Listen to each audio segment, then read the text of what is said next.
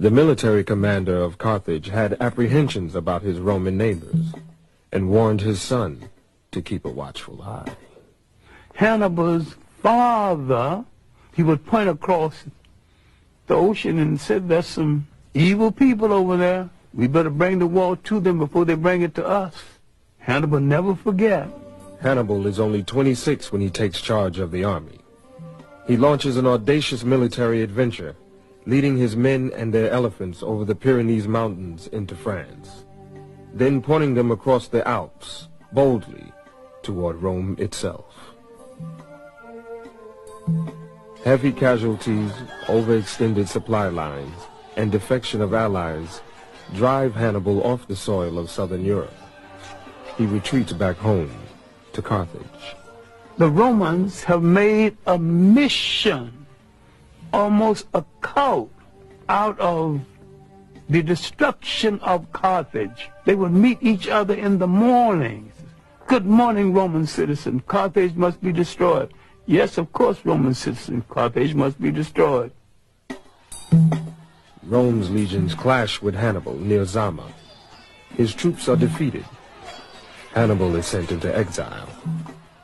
His once mighty nation becomes another colony of Rome and an administrative center for their empire. Now, the Roman Empire internally was not very rich. Africa became the breadbasket for the Roman Empire. And except for Africa, the Roman Empire would not have been able to sustain itself.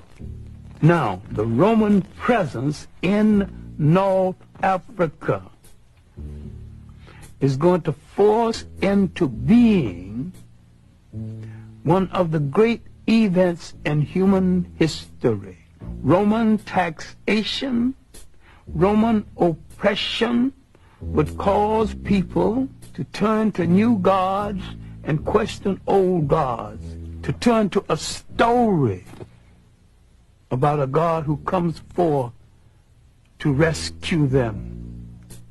Now, they would draw from African folklore the story of the child in the manger. Now, what am I saying? Later, in retrospect, he was referred to as Jesus Christ. Now, you can argue about the coloration of Christ if you want to, but I can sell that very quick and we can go on to the next subject. Was he a Roman? The answer is no. Was he a Greek? The answer is still no. These were the only European types in that part of the world at the time. If he was neither Roman or Greek, he was one of those other people. And all of those other people were non-European and non-white. And he came from the other people. During that time of Roman dominance, Africans hold high military and administrative posts in the empire. The Romans and the Greeks had no color prejudice comparable to the kind of prejudice we would know later on. Otherwise, why would 3 Africans become emperors of Rome? Why would there be 3 African popes? Finally, Constantine decided to make Christianity the religion of the whole of the Roman Empire. Now we're coming to the critical period when the Roman domination of the church so corrupted the church, the Africans began some disenchantment with the Roman interpretation of Christianity. Constantine calls a council of bishops and priests at a place called Nice. It's the Nicene Conference. It is at this conference that the European created a European concept of Christianity. It was at this conference that they began to take the African saints out of the literature of Christianity. Now the corruption had started. The physical concept of Jesus Christ did not exist. Now, how did it come into existence? because the Pope commissioned it to come into existence. Michelangelo painted the picture using one of his relatives as model.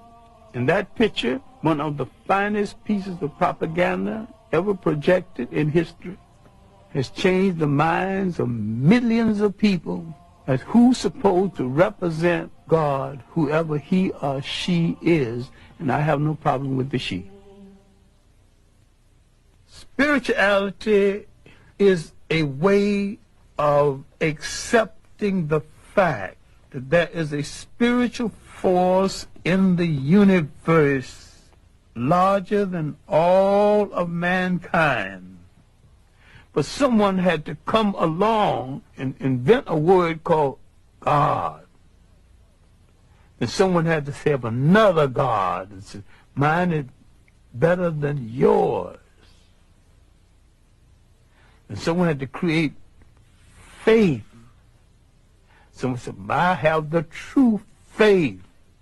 Religion is the organization of spirituality into something that became the handmaiden of conquerors. Nearly all religions were brought to people and imposed on people by conquerors and used as the framework to control their minds. My main point here is that if you are the child of God and God is a part of you, then in your imagination, God's supposed to look like you. And when you accept a picture of the deity assigned to you by another people, you become the spiritual prisoners of that other people.